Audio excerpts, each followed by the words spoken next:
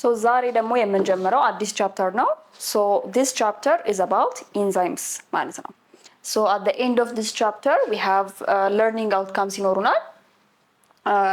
You have to be able to explain enzymes, their properties, factors affecting enzymes, their structures and functions, the mechanism of actionዎቻቸውን፣ regulationዎቻቸውን, their application እና their kinetics. And also we have to be able to demonstrate proteins እና their structures. At the end of this lesson እነዚህ አውቀን እንጨርሳለን ማለት ነው። So let's start with the introduction part. So as always we will begin with what are enzymes. Enzyme ምንድን ናቸው? Enzymes ማለት they are chemical molecules which catalyze chemical reactions. ምን ማለት ነው? ኬሚካል ሪአክሽኖችን ካታላይዝ የሚያደርጉ ካልን የሚያፋጥኑ ማለት ነው። So catalyze ማለት ማፋጠን ነው። So how do they catalyze chemical reactions? Mainly mechanism of action ናቸው። በአጠቃላይ ሰመራይዝ ተደርጎ ሲቀመጥ it is by lowering the activation energy. activation energy-ን lower ማድረግ ማለት ነው። activation energy ማለት አንድ ኬሚካል ሪአክሽን እንዲፈጠር የሚያስፈልገው the minimum amount of energy ነው። ስለዚህ ያንን ኢነርጂ በመቀነስ ያ ኢነርጂ አሁን ለምሳሌ አንድ ኬሚካል ሪአክሽን ቴክ ፕሌስ እንዲያደርግ let's say we needed normal ያለ ኢንዛይም let's say we needed 100 ጁል።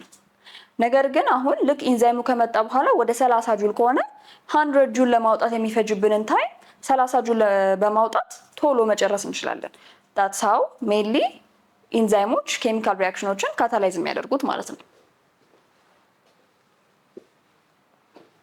ሶ ግን ኢንዛይምስ ምን አይነት ሞለኪውል ናቸው? ከምንድን ነው የተሰሩት ካለን mainly they are protein ከፕሮቲን የተሰሩት ፕሮቲኖች they are one of the macromolecules that are found in our body and also እንዴት ነው there are three macromolecules that are essential for life የሚባሉ the carbohydrate, the protein እና the fat.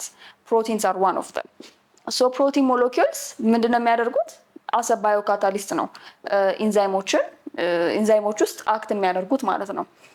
so እዚህ ጋር ያወራነው ነው መጀመሪያ ላይ።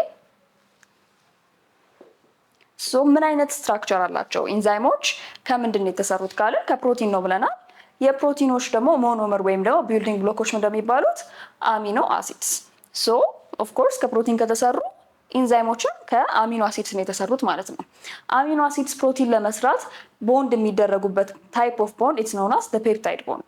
so the enzymes are also linked by the peptide bond ማለት ነው።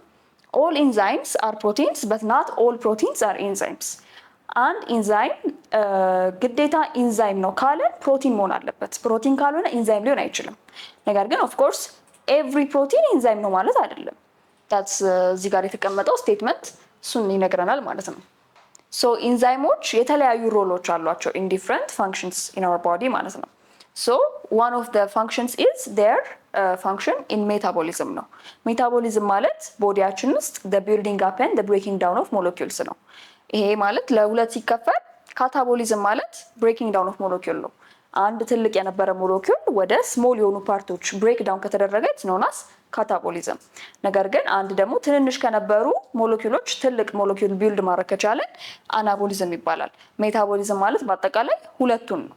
ሁለቱ ፕሮሰሶች አንድ ላይ ሜታቦሊዝም ይባላሉ። ያንን ካታላይዝ ለማድረግ ወይም ደግሞ ለማፋጠን ሬጉሌት ለማድረግ በዋናነት ኢንዛይሞች they play a major role ማለት ነው።